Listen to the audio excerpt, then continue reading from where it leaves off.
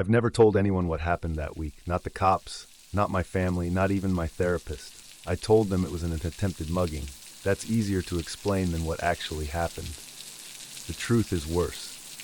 It's the kind of thing that sounds too extreme to be real. But it was real, and I'm still watching my back because of it.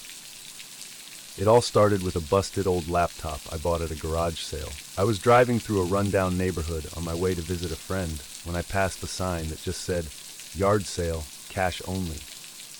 It was late in the afternoon, and most of the tables had already been picked over. A middle-aged guy with a gray hoodie and sunglasses was packing up. I asked him if he had any electronics, and he gestured to a milk crate by the porch. The laptop was an old Lenovo ThinkPad, dusty, dented, and missing a key. He said it didn't boot, and I could have it for $40. I handed over two 20s, didn't even haggle. When I got home, I plugged it in and left it charging overnight. The next morning, to my surprise, it powered on. It stalled at the login screen, but I got around that with a bootable USB and some basic Linux know-how. I've done light repair work before, nothing too advanced, but enough to dig around and see what was salvageable. The user folders were typical.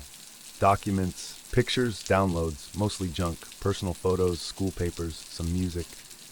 But tucked deep in the C Windows System 32 directory was a hidden folder labeled .syslog/cache. That caught my eye. I opened it, expecting temp files or maybe some random logs. Instead, I found hundreds of video files, no thumbnails, just strings of numbers and letters. The folders they were stored in had cryptic names too: bin147, visrend, client audio, and og23. Curiosity got the better of me. I clicked on one. It was silent security camera footage of a small hotel room. The timestamp said it was recorded just 6 weeks ago. A man in a suit was sitting on the edge of the bed facing the door.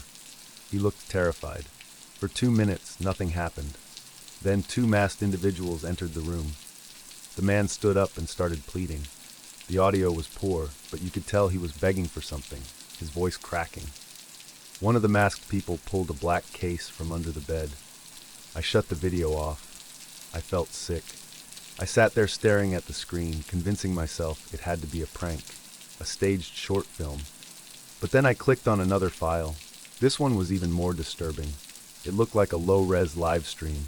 There was a chat window on the right-hand side, and the messages scrolled so fast I couldn't keep up.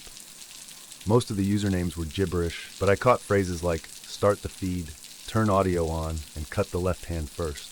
On the top corner of the video was a faded watermark. The market, verified room 4B. At this point, I wasn't just disturbed, I was scared. My instinct said to unplug the laptop and destroy it. But a part of me felt a responsibility. If this was real, then it needed to be reported. I transferred a few of the smaller files onto a USB drive, took screenshots of the folder names, and disconnected the Wi-Fi. I didn't want that machine touching the internet again. But I made a mistake. I went looking for more information.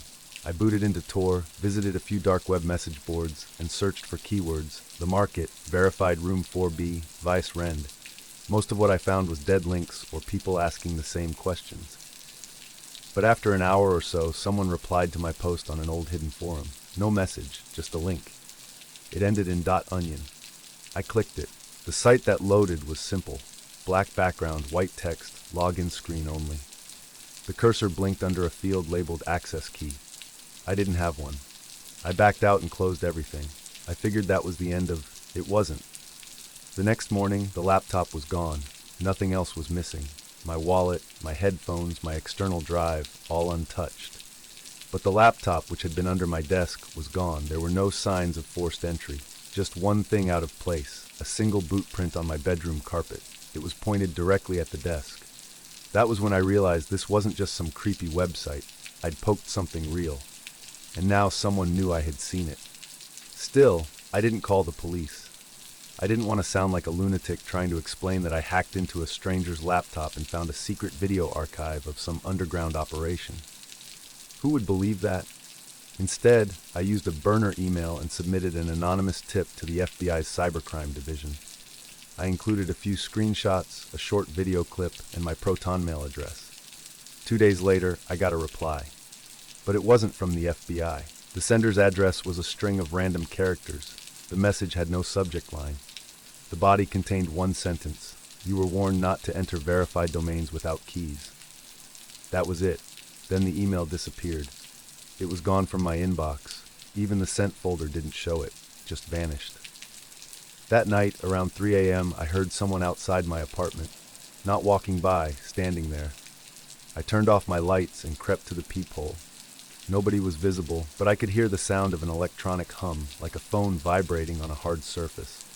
After a full minute, the sound stopped. I didn't sleep. In the morning, I found a note under my doormat. Typed.